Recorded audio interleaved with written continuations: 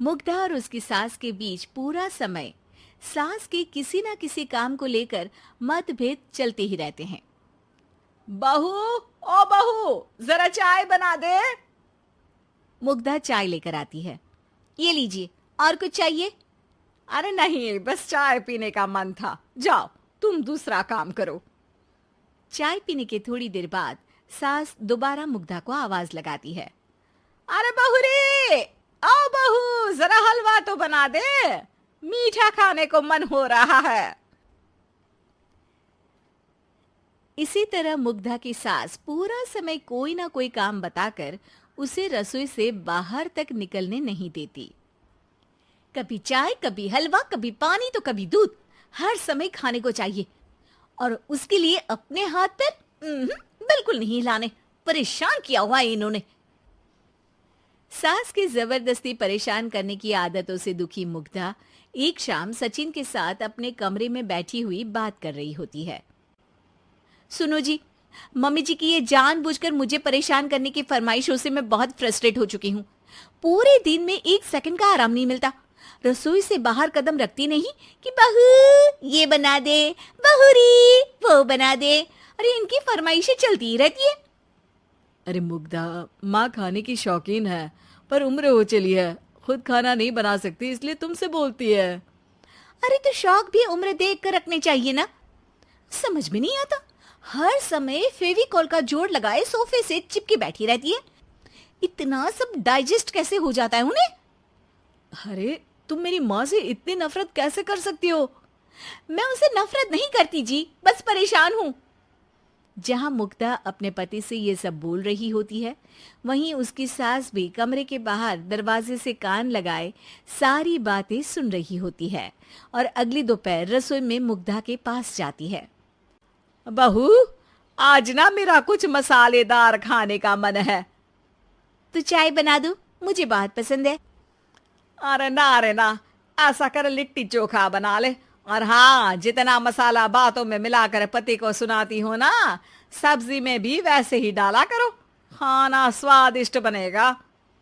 सास की बात सुनकर मुग्धा हैरान रह जाती है।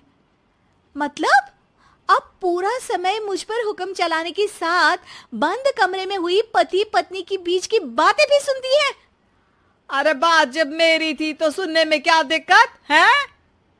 ये कहकर सास वहां से चली जाती है। अरे अब तो हद पार हो गई। इस तरह से तो ये मेरा जीना मुश्किल कर देंगी। मुग्धा सास की हरकतों से परेशान उसका हल सोचने लगती है और इसी तरह कुछ दिन बीत जाते हैं, जिसमें सास का जन्मदिन आता है। मुग्धा बहुत खुशी के साथ अपनी सास को एंड्रॉइड मोबाइल गिफ्ट करती है। मम्मी, आपको सबसे बात करने के लिए बहुत दिक्कत होती है ना? कभी सचिन तो कभी मुझे बोलना पड़ता है, पर इस मोबाइल से आपको कोई दिक्कत नहीं होगी। एक जगह बैठे बैठे बहुत कुछ कर सकती हैं अब आप। मोबाइल देख सासू माँ खुश हो जाती है, पर उसे इस्तेमाल करना तो आता नहीं, इसलिए साइड में रख देती है। जिसे देख मुग्धा घर का सारा काम छोड़ मोबाइल सेट कर सास को इस्तेमाल करना सिखाने लगती है, जिसके बाद अब सास पूरा समय मोबाइल में ही लगी रहती है। हाय, जब से मम्मी को मोबाइल मिला है मेरी लाइफ में कितनी शांति आई है। अच्छा है, इसी तरह बिजी रहे तो मैं भी सुकून की जिंदगी जी पाऊंगी। अब मुग्धा जब मन करे काम करना, जैसा चाहे वैसा खाना बनाकर खाना, पूरा समय रिलैक्स और खुश रहने लगती है। क्या बात है, आजकल तुम बहुत चहक रही हो। अरे मम्मी जी से छुटकारा जो मिला है, अब ना फरमाइशें ना छुप छुप कर बातें सुनना। अच्छा, तो मोबाइल गिफ्ट करने की ये स्कीम थी। इसी तरह दिन बीतते हैं और अब मोबाइल पर लगी सास फरमाइशों की जगह सवालों के लिए बहू को आवाजें लगाना शुरू कर देती है। अरे बहू सुन तो, देख जरा किसी का फोन क्यों नहीं मिल रहा? रिचार्ज खत्म हो गया है, पर अभी 4 दिन पहले ही तो मैंने किया था। इतनी जल्दी कैसे खत्म हो गया? अरे मैंने कल तेरी कनाडा वाली मौसी सास से 3 घंटे बात की थी ना। क्या? इतना महंगा तो मोबाइल भी नहीं आया जितना महंगा इसका रिचार्ज पड़ रहा है। इसके बाद तो जैसे मुग्धा के दिन के 24 घंटे में से 20 घंटे सास के पास उनके मोबाइल रिलेटेड प्रॉब्लम सॉल्व करने की ड्यूटी ही बन जाती है। अरे मुग्धा, ये मोबाइल में अचानक तेरी मौसी सास की शक्ल क्यों दिखने लगी? और ये तो हिल भी रही है। मम्मी, ये गूगल डुओ का वीडियो कॉल है। इसमें आप बात करने के साथ एक दूसरे की शक्ल भी देख सकती हो। अच्छा, ये तूने मुझे पहले क्यों नहीं बताया? अब बताने के लिए पहले नहीं बताया। इसी बीच सचिन भी वहां आ जाता है और सास अपनी वीडियो कॉल में बिजी हो जाती है।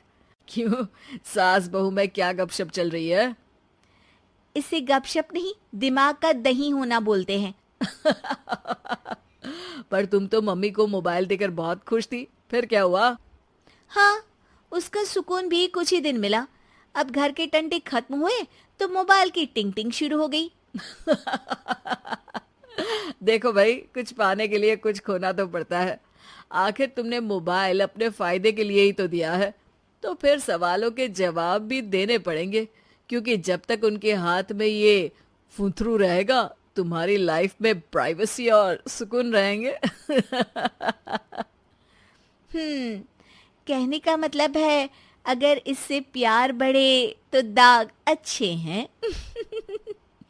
अरे मुझे पहले दिन से ही पता है मोबाइल किस मकसद से दिया गया है। भूलो मत, इससे पहले मैं बातें ही सुनती थी। सास की ये बात सुनकर मुग्धा शॉक में और सचिन हंसता रह जाता है। हेलो दोस्तों, अगर आपको वीडियो पसंद आए तो लाइक और सब्सक्राइब दोनों कीजिए, बार बार देखता हूँ।